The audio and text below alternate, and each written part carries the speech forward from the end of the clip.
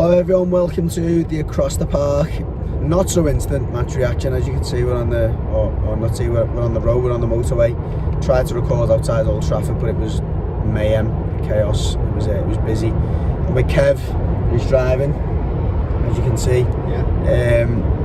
Manchester United 3, Everton 1. The results suggest that it was another disappointing performance, or a disappointing, it was obviously a disappointing defeat without the FA Cup, but I think it's fair to say anyone who watched the game, certainly anyone who was at the game, it was far from that.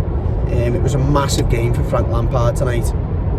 The media were billing it as a must-win game for Lampard, and a game that was going to dictate his future. I mean, by the time this goes out, there might be a different story. Lampard might be out the job, but I think from our perspective, shouldn't be. No, absolutely. I think from our perspective, what we're seeing tonight is another spirited performance, similar to the Man City one, a game where we should have got a result, and I think both of us believe that we should have got a result. On the balance of play, I mean, look, you'd expect United to have most of the possession at Old Trafford. They did that. You expect them to maybe have a little bit more cutting edge, absolutely. But not only did we have chances, we had a goal chalked off, which, as you can probably hear from my voice, I celebrated like it was a goal.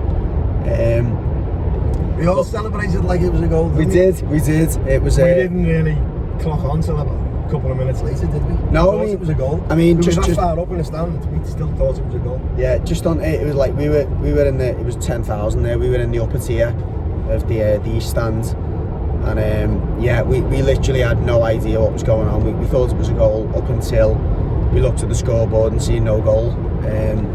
But look, just as I said at the start, then it was a massive game for Frank Lampard, massive game for the club really, because the decisions that the board make, if they ever make any decisions, are going to be pivotal. Not only to this season but to the future of the club. And I don't know about you, Kev, but I think Lampard for me has done enough to justify that.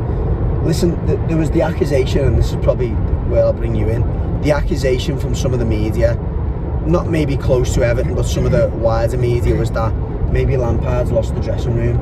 No, he hasn't, has he? You could tell by the fans tonight that, alright, they weren't singing his name, but Everton put a shift in tonight, and they played well. They played alright. It was just United just had a little bit more, but we had chances. We had chances to, that goal, and it was another chance beat by Michalenko.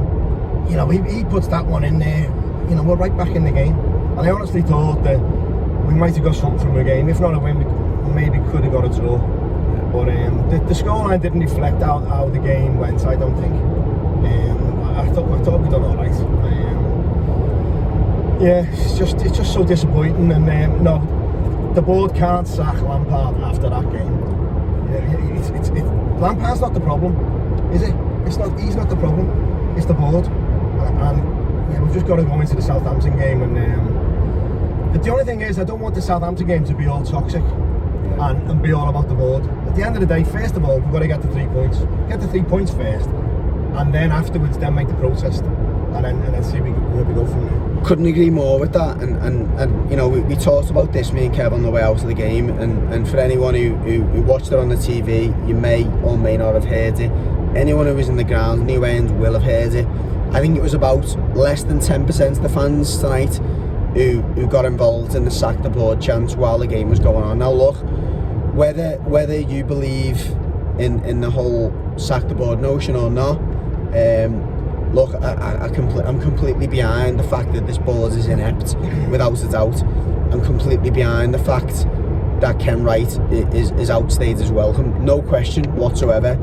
And I don't think anyone would really, with any conviction, argue with that. However, when the players are on the pitch, and we had this last season, didn't we, around the criticism of the board when it was coming to that pivotal point in March, April, when the players needed our support, and we got behind the players, and it paid dividends. Yeah. The fans realised that tonight. Those fans in the grounds, and the vast majority of those 10,000 realised those players were putting the shift in. What they didn't need was songs about the board when they were trying to get a result for the team and for the fans, and that's what we need against Southampton, isn't it? Definitely, yeah. Everyone played well tonight. Maybe maybe Godfrey wasn't that great tonight, but in spells he was though as well. But there was times there where you think, oh, I mean, he was a fault for the first goal, wasn't he? Massively for me, yeah. But Onana was man of the match. He was fantastic.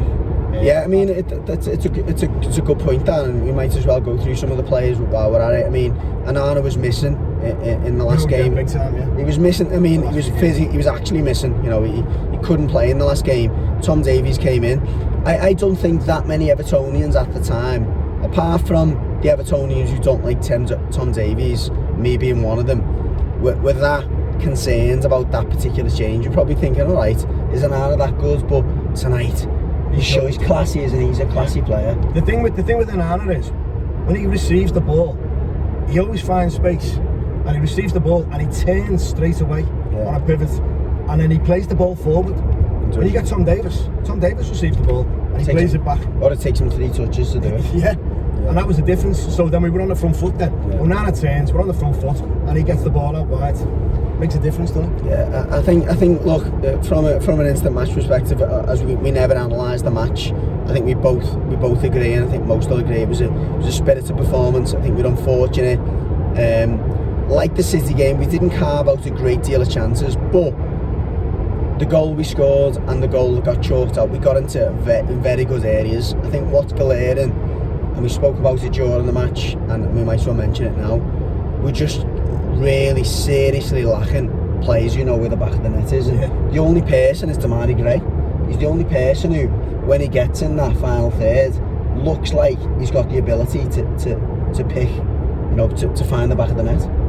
Yeah, but there was one glaring, obvious opportunity there in the first half, wasn't it, where he had the ball, he cuts inside, obviously beats a player, and we're all like, shoot, and he goes to pass it, and he gets intercepted by a Man United player, and you're like, there's no one else who can shoot, so it's up to you to shoot and try and get us a goal, because no one else will do it. And it's unfortunate because I think early in his career at Everton, and even to this day, he gets criticised for maybe being greedy or whatever, but at the moment, we need him to be greedy. And the reason I mention that is we're going into this Southampton game, and you know, we before we come on and done this, and I think, you know, throughout the game and after the game and even before the game, I think everyone agrees that back three or that back five is the way that this team has got to play now. For the rest of the season, we've got to stick with a back five. However, we have got to be hard to beat. But the concern is where the goals come from. I mean, well, there is that. On the way to the game, I spoke about, like, you know, David Moyes built his, if you call it success, he built his victories on being hard to beat and nicking a goal. But what you got to remember is we had Tim Cahill's, we had Arteta's. We always had a number 9, like even if it was a Marcus Bent, a James Beattie, a Yakubu, an Andy Johnson. We always had someone who would get us a goal. You look at this team, and particularly with Calvert-Lewin being what he looks like 70% fit, just get rid of him. You just don't know where the goals are going to come from. We've got to get an out-and-out striker. We can't rely on him because he could break down any minute. Calvert-Lewin, and he looks like he's not up for it. No. What's all that about tonight? He's tired. He's hardly played. Yeah. He's tired. I can only think from what I've heard that he's been told that there's only a certain level that you can reach from a physical point of view, otherwise you will get injured again. So he's just trying to get through games, and I think that's another conversation for another day. But look, it's an instant match reaction. I think the main takeaway from this game is that Frank Lampard has the support of the fans. Definitely he does. Absolutely. I think the players are still behind him for the way that they performed today. He bought into the game plan, which we both agree. Which nearly worked. Yeah, which nearly worked and should have worked, could have worked on another day, if not for some questionable decisions at times. And I think the referee was poor, albeit you come to Old Trafford and you expect that. I don't think anyone expects anything other than that. But look, it's a disappointing to go out the FA Cup, but it's an encouraging performance, and I'm looking forward to this game. And as Kev said before, and that's the main message from this podcast, certainly from me, is let's get behind that team, Southampton. Let's make it a difficult place for Southampton to be. Let's keep the negativity away. Let's keep the negativity away till the end of the game. 100%. You know, round about 75 minutes. Do you know what I mean? Let's get the 3 points first. Yeah. That's the most important thing. then we get rid of the board or we get rid of Ken. Right, that's the main thing. And let's not be impatient with the team. If we play that back three, that back five, we're not going to be creating chance after chance after chance. But let's stay in the game for long enough to give us a chance to win the game, because that's unfortunately what this squad of players has got. You know what I mean? That's all we've got at the moment. So massive game against Southampton. Let's get the 3 points. Like Kev said, let's keep that negativity away until the end of the game. But anyway, it's an instant match reaction. It's Manchester United 3, Everton 1, and we'll catch you next week.